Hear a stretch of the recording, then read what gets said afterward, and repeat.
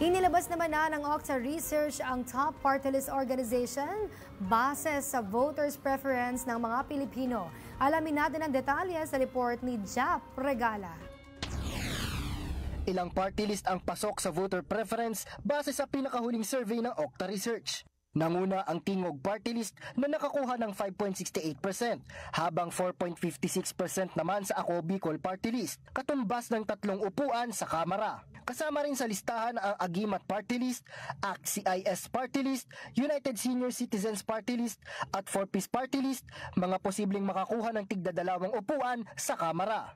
Para sa Tingog, sumasalamin ito sa tiwalang nabuo dahil sa kanilang consistent at community-based public service. Nagpasalamat si Tingog Party List Representative Yeda Romualdez sa tiwala at suportang natanggap.